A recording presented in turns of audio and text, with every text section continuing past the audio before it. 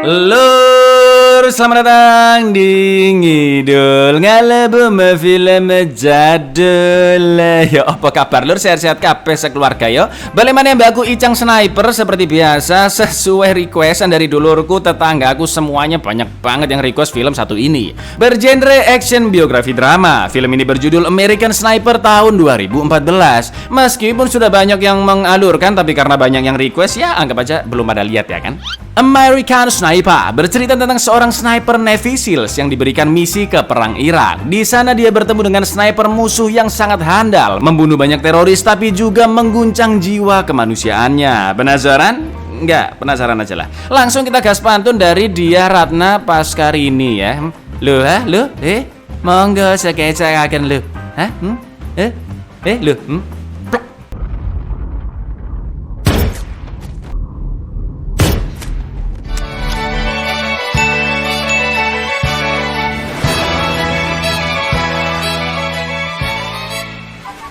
Seorang bocil bernama Chris Kyle sedang berburu rusa bersama ayahnya menggunakan senapan. Bakat snipingnya sudah terlihat dari kecil lur. Dengan jitunya Chris bisa menumbangkan rusa dari jarak jauh. Itu semua berkat latihan dan didikan ayahnya agar berani melawan siapapun untuk membela yang lemah. Someone tries to fight you, tries to bully your little brother, permission to finish it. Chris pun tumbuh bersama adiknya Jeff menjadi seorang koboi rodeo dan juga mengelola peternakan pribadi. Setelah Chris memenangkan lomba rodeo malam itu, dia akan memamerkan sabuk medali bergengsi ke ceweknya Sarah untuk semakin memikat hatinya. Tapi naas Sarah malah berselingkuh berhasil oleh dengan koboi jamet nggak pakai babi. Bu Chris pun langsung memiting dan mengsikat selingkuhannya lalu mengusir mereka berdua.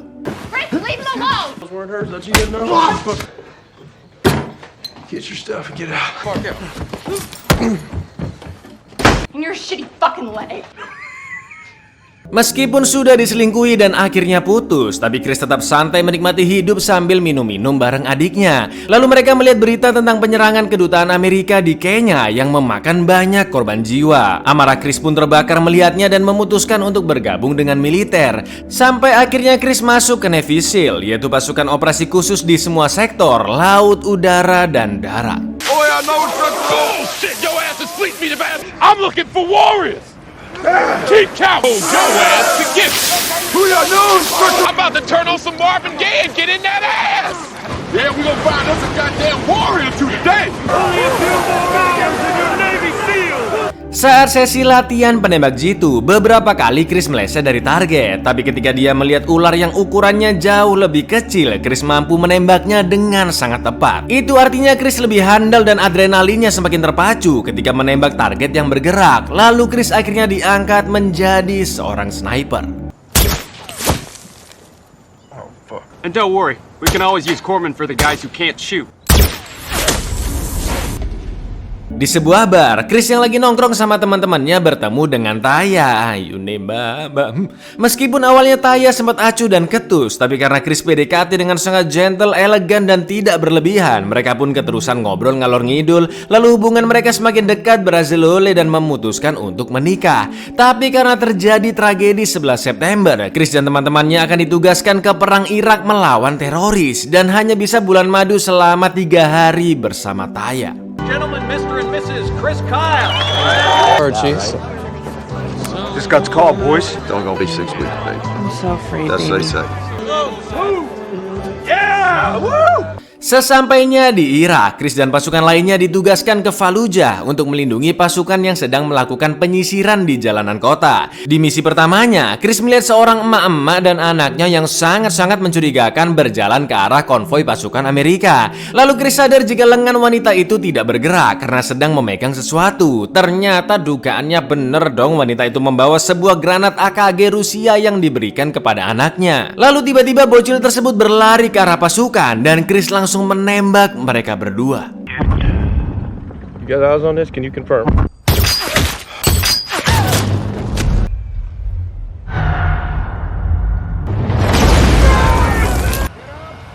Ini lagi emaknya udah gila sih nyuruh anaknya lempar granat coba. Melihat mayat mereka, Chris sangat merasa bersalah karena telah menembak seorang ibu dan anak dengan entengnya. Melihat kegelisahan Chris, temannya pun menenangkan dan mengatakan jika keputusannya sudah benar. Karena kalau Chris nggak nembak malah banyak tentara yang mati terkena granat. Di misi berikutnya, skill Chris yang memang terlalu OP berhasil menembak supir mobil bom yang masih bergerak dan pasukan penyisir pun terselamatkan. Chris juga sangat jeli menemukan seorang pria yang sedang menanam peledak, juga seorang musuh yang akan menyerang.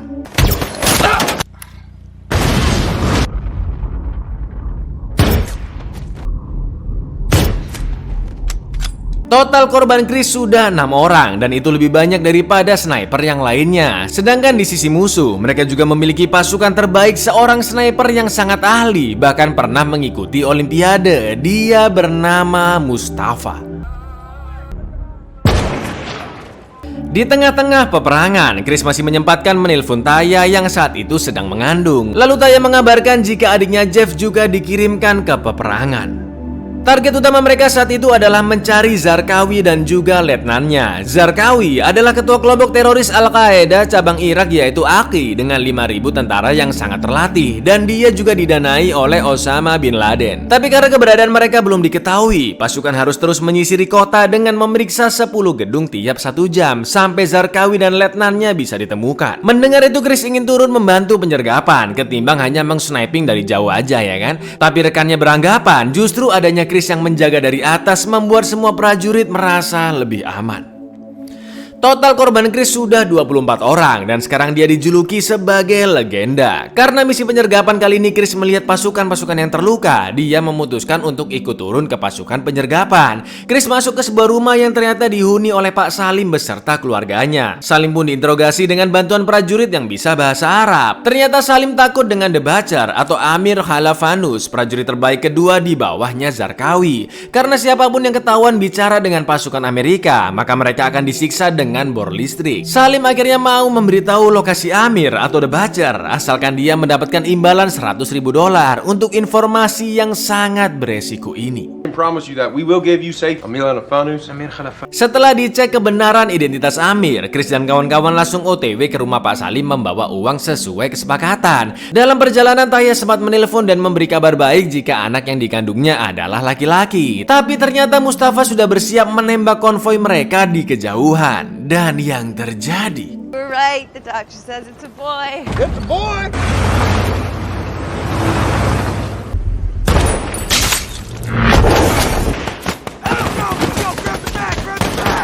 I got a tang in the window.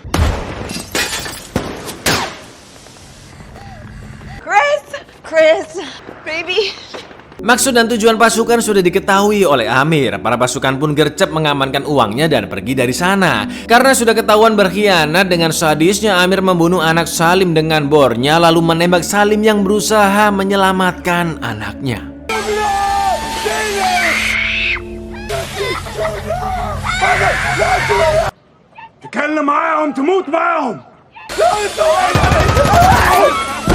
Agar bisa kabur dari kekeran Mustafa dan bisa naik ke rooftop, Chris melemparkan granat asap. Tapi jelas Chris nggak bisa melawannya karena dia nggak tahu lokasi pastinya, plus cuma bawa senapan biasa. Untungnya Chris masih selamat meskipun helmnya keserempet pelurunya Mustafa. Misi kali ini pun gagal, keluarga Pak Salim terbunuh, Amir berhasil kabur dan pasukan tidak mendapatkan informasi apapun.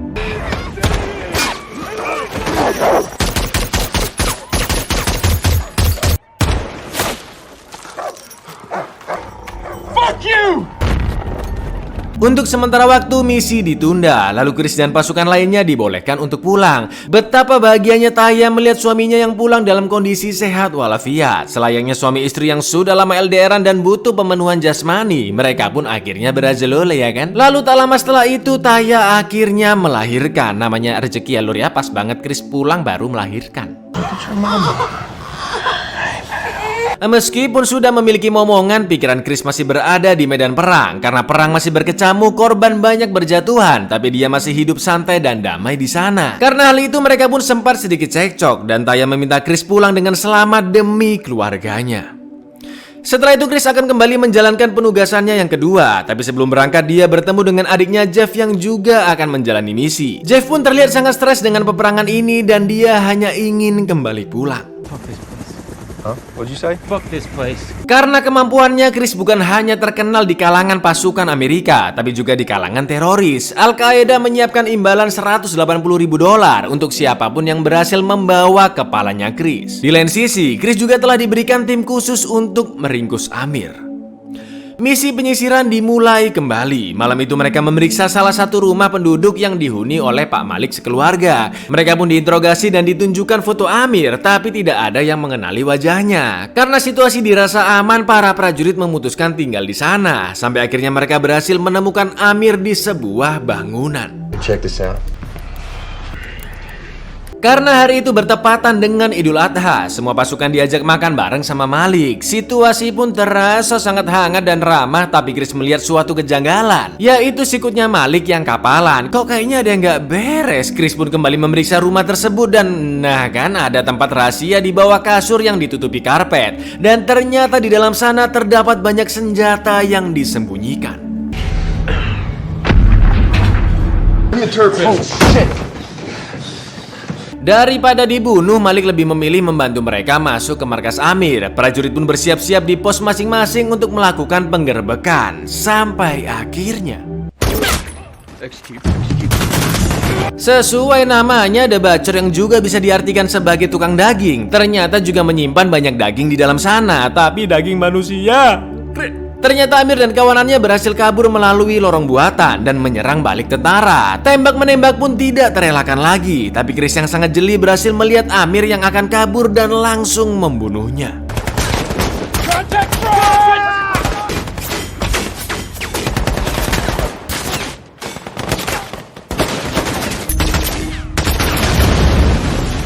Setelah keberhasilan misi tersebut, singkat cerita Chris pun kembali pulang saat kelahiran anak keduanya. Tapi semua peristiwa di medan perang masih terus menghantuinya. Bahkan dia terlalu parno dengar suara bengkel, tentara yang berterima kasih karena sudah diselamatkan Chris meskipun kehilangan satu kakinya. Dan puncaknya adalah ketika Chris melihat bayi keduanya yang lagi nangis. Dia tiba-tiba mudah emosi hanya karena perawat kurang tanggap menangani bayinya. Hey, you tend to my daughter, please?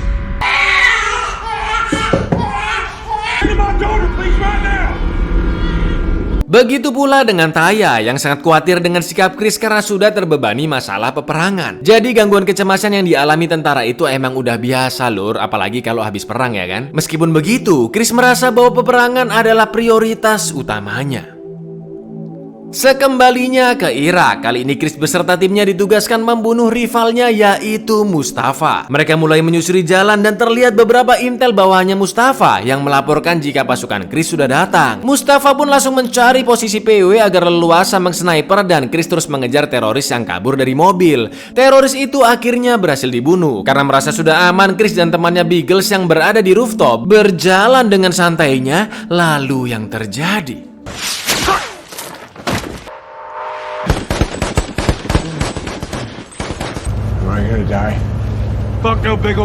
kondisi Beagle sangat kritis karena peluru melukai pipinya cukup dalam dan Chris memperkirakan Mustafa menembak dari jarak 1 kilo lebih. Setelah Beagles dirawat, Chris dan rekan-rekannya kembali mencari Mustafa untuk membalaskan dendamnya Beagles. Tapi saat mereka mendatangi perkiraan lokasi Mustafa sebelumnya, kelompok teroris sudah menunggu di gedung lain dan berhasil membunuh Mark.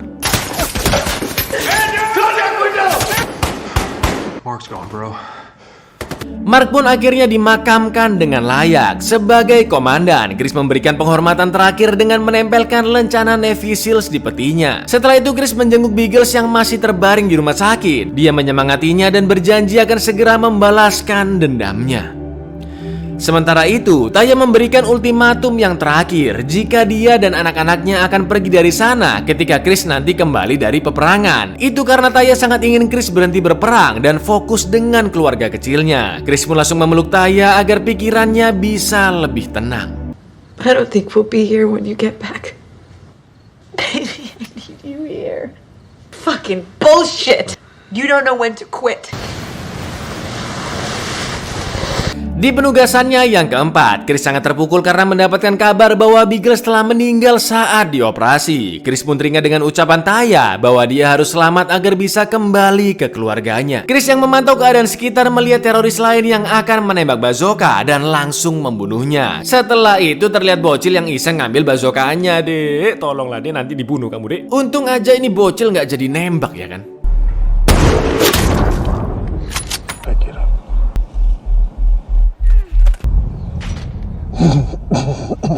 Misi mereka masih sama, yaitu untuk membunuh Mustafa dan para prajurit segera menuju ke titik yang telah diberikan oleh Intel. Chris dan beberapa rekannya meng-sniping dari atas gedung. Chris terus mengeker mencari keberadaan Mustafa sesuai petunjuk dari Intel. Tapi tiba-tiba ternyata mereka salah posisi dan Mustafa ada di arah yang berlawanan. Chris pun mengganti posisinya dan terus mencari di mana lokasi Mustafa. Hanya berbekal suara tembakannya, Chris berhasil melihat sedikit pergerakan di jarak 1,9 km lur atau setara 21 lapangan bola. Jauh banget ini masih bisa lihat dong, luar biasa. Pasukan cepat tanggap pun langsung dikerahkan untuk menyergap Mustafa secara diam-diam. Karena terlalu mustahil Chris bisa menembak dari jarak sejauh itu. Tapi karena pasukan baru bisa datang dalam waktu 20 menit dan Chris sudah mendapatkan insting yang begitu kuat, bahkan dia bisa tahu jika Mustafa mengincar salah satu temannya. Chris pun memberanikan diri untuk menembak lebih dulu sampai akhirnya 2,100 yards out. That's more than a mile. Impossible shot, Chris.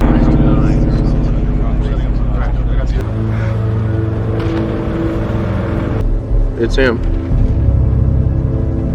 Oh, it's him. It's your call, Chris. Do it for bagels. You just fucked this legend.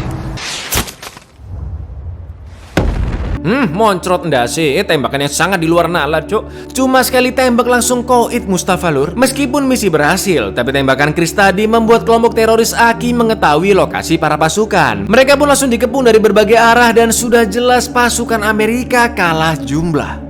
Echo 7 Kilo, you have Tango Heavy Gun on your green side.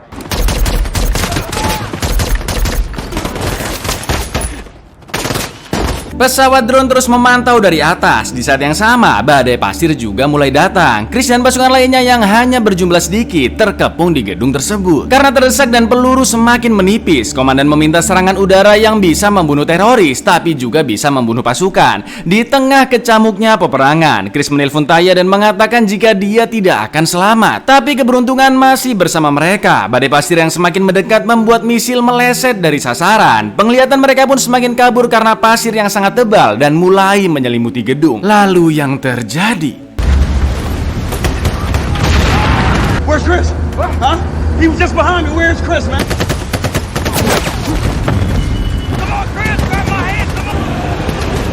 setelah misi tersebut, Chris berhenti dari Navy Seals dan sepenuhnya menjadi warga sipil. Tapi gangguan kecemasannya semakin menjadi-jadi dan dia masih ingin membantu prajurit-prajurit di Irak. Chris jadi suka menyendiri, temperamental yang tidak sewajarnya dan mendengar banyak suara ledakan juga tembakan di kepalanya.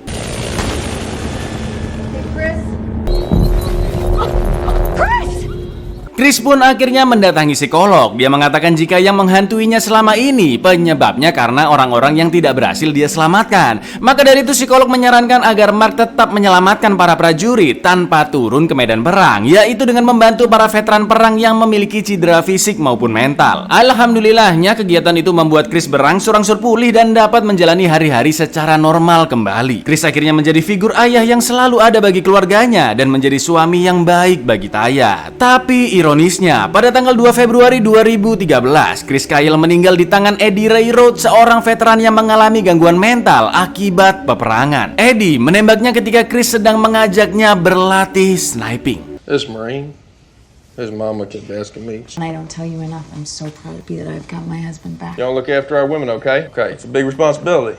Wait, what you say? Yeah. All right, let's go.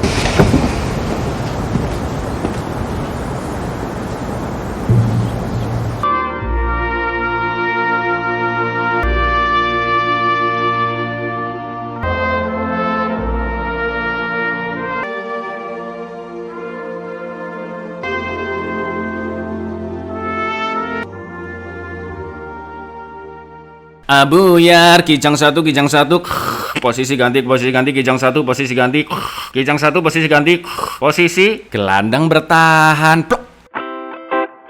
Film ini berdasarkan buku autobiografi yang ditulis oleh Chris Kyle sendiri. Hampir seluruh tokoh dan kejadian di film ini sesuai fakta. Tapi ya namanya film pasti ada bumbu-bumbu fiksi biar lebih asik untuk ditonton ya kan. Termasuk tokoh Mustafa itu nggak ada sebenarnya lur. Diyakini Chris telah membunuh lebih dari 160 orang dan dia dijuluki kelompok teroris sebagai Al-Syaiton. Memang di akhir film sengaja nggak ditunjukin bagaimana saat Chris tewas karena itu sesuai permintaan istrinya Taya. Karena film ini adalah tentang kehidupannya Chris bukan kematiannya. Ditambah lagi film ini akan menjadi contoh bagi anak-anaknya untuk mengenang mendiang ayahnya. Menurut The Magazine, Chris tidak senang saat dia membunuh di peperangan karena orang yang dibunuh hanyalah menjadi target saja tanpa memikirkan nasib keluarga ataupun pekerjaannya. Bayangin sekarang ente lagi perang lur, tapi di satu sisi kepikiran keluarga, dilema dan trauma kan jadinya lur. Emang Anda kena masalah dikit aja ngaku-ngaku bipolar Anda? Alay. Yowes gitu dulu lur, aku Icang undur diri, matur nuwun dan seno untuk meng-sniper kepala orang sembarangan. Bahasa yes untuk di subscribe di bawah. Assalamualaikum lur.